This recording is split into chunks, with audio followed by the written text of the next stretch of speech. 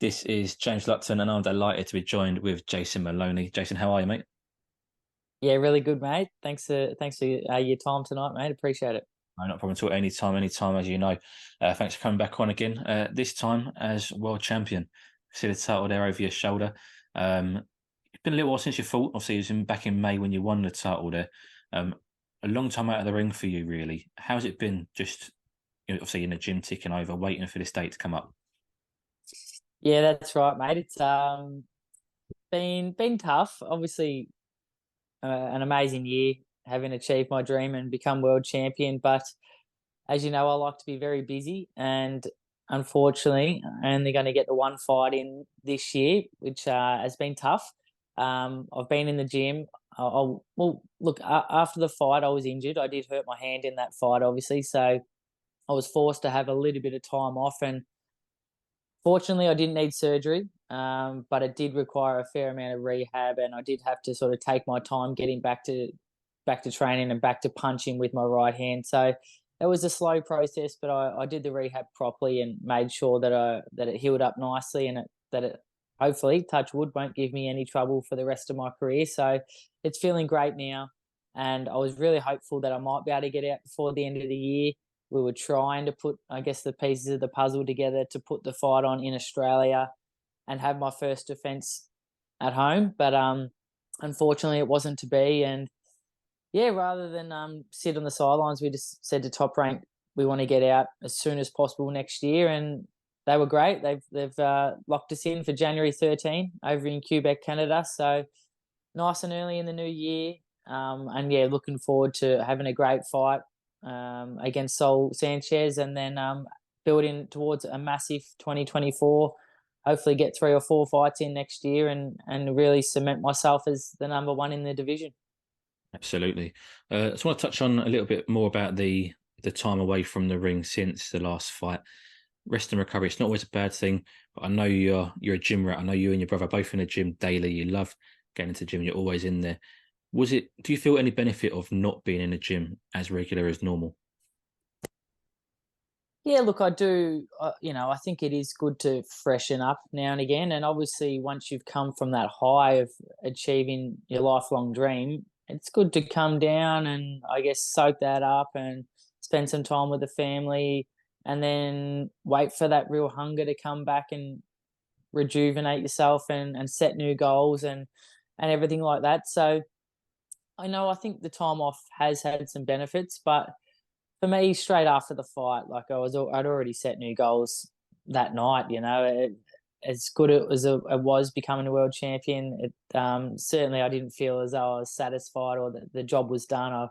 There's big goals now to obviously collect all the belts, and the main goal is to become undisputed. But look, the time off's been good. I've just tried to take the positives.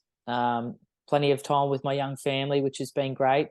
And now I'm locked in back in training camp. So I'll be away and miss them again. So I'll be away.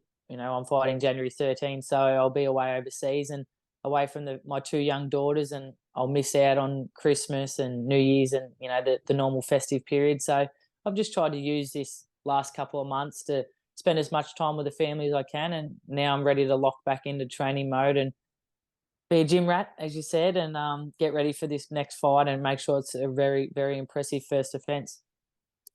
You mentioned new goals as soon as you won that title. It's always been a dream to become a world champion, and it brings me on to my next question very nicely. Does it now feel like for you? Obviously, it's been a long journey and, of course, hard work to get to world champion status. But does the real hard work begin now to defend it, keep it, and as you say, go on to unify and become undisputed?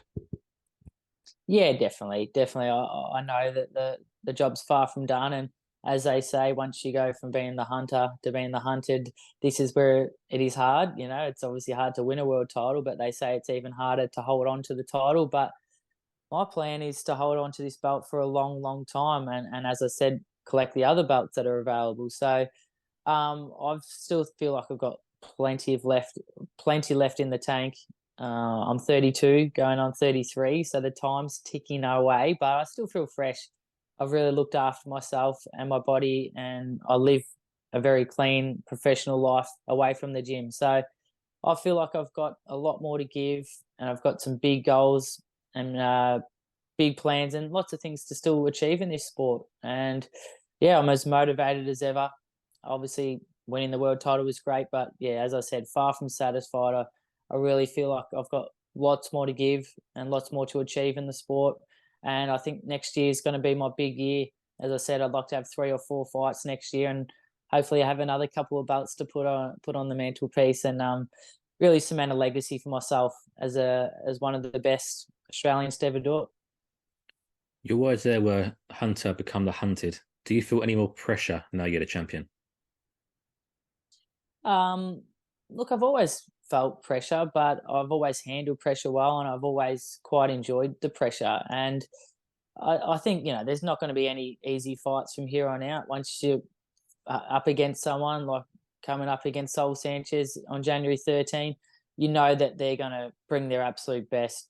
He's going to be motivated. It's his first chance at becoming world champion, and obviously that's every fighter's dream is to become world champion. So he's every fighter that comes up against me now is going to be very motivated to try and take that belt. But mate, I'm just as motivated, if not more motivated, to make sure that that doesn't happen. And I believe that I'm the best in the division at the moment, and now it's my time to prove it. And make sure I go out there and put up my best performance every time. Mention there, Saul Sanchez is your opponent in January, ranked number 10 with the WBO. It's his first opportunity. So, as you mentioned there, he's going to come into this very, very hungry and determined to take that title away from you. What can fans expect to see from this fight for those who may not have seen you before or not seen Saul Sanchez before? Yeah, I think that our styles will clash very well. I've actually known and sort of, I follow everyone around my weight and keep an eye on potential opponents. But yeah, I've known of Saul Sanchez for a while and watched a few of his fights, particularly his most recent one where he beat an undefeated fighter over in Japan, and it was an impressive win. And he's a good fighter, and I think he's going to really bring the fight and try everything he can to take this belt away from me. But as I said, I'm so motivated to go out there and create the legacy and move on from here, onwards and upwards. And I'm really really motivated to show that I'm the best in this division, and I'm going to go out there and put on a really great fight, a great performance, and look to take him out and sort of make a statement for the rest of the division that I'm the man to beat. Just finally, Jason, we mentioned you want other titles in the next year. Another man with another title in your division is somebody who you've faced before in Emmanuel Rodriguez, and it's a man who defeated you in the World Boxing Super Series, if I remember correctly. Obviously, we've spoken before about having this fight, having this revenge mission as such, but now you're also a champion. Do you feel you're now in the best position since you last fought him to get this rematch? Yeah, definitely. And I was hopeful that we might be able to make that fight now, but unfortunately it didn't happen.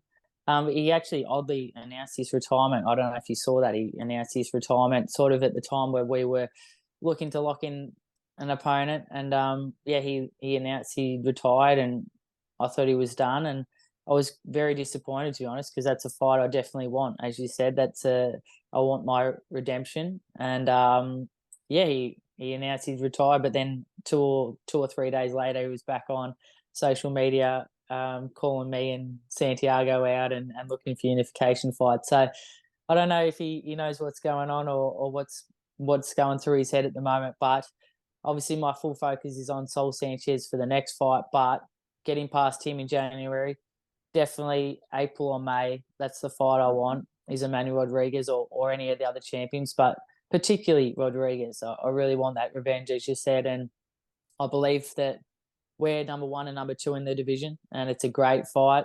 And I believe that I'm better than him, and I believe that I'll beat him this time around. And I just want to make that fight happen and yeah, get that sweet revenge and another belt over my shoulder.